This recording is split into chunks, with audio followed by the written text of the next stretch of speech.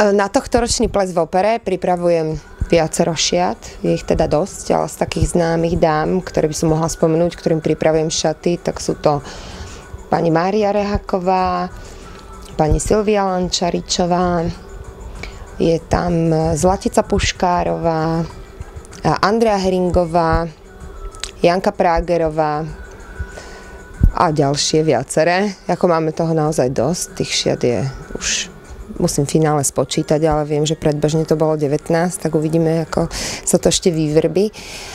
A každé z nich sú nejakým spôsobom iné, tak toto je taký extravagantnejší kus, ktorý je trochu, by som povedala, dosť iný od klasiky. A to sú vlastne šaty, ktoré pripravujeme pre Andreu Heringovú, kde v spolupráci s Robom Vrzalom sme urobili teda túto potlač. A zaujímavé na tom je, že tie šaty sú aj personifikované na Andreu kvôli tomu, že v tých šatách sú vlastne umiestnené aj mená jej 3 detí, ktoré má. Takže sú to také maminkové šaty. A vlastne je to takáto prelínajúca sa do ruží potlač s honosnou sukňou a vlastne vršok bude, ten ešte vám neukážem, ale ten vršok je tiež z potlače. Takže to je taká trošku iná vec, aká ešte na plese si myslím nebola.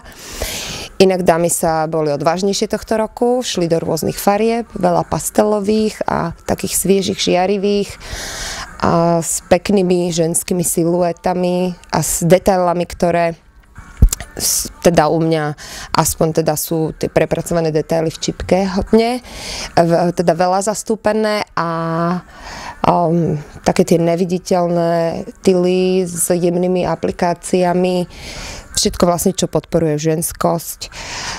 Trendovosťou ja sa v rámci plesov vôbec nezaoberám. Ja si myslím, že to nie je dôležité, dokonca ani u sezónnych prehliadok to nerobím.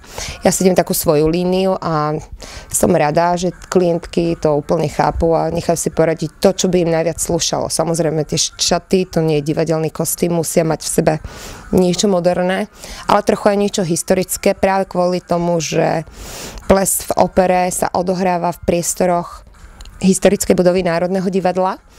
A ono to tam vyzerá nádherne, keď tam prechádzajú dámy v šatách, ktoré trošilinku majú taký punc akoby dobovosti alebo punc nejakej nadčasovosti. Tak a si myslím, že sa to veľmi na tento zrovna event hodí.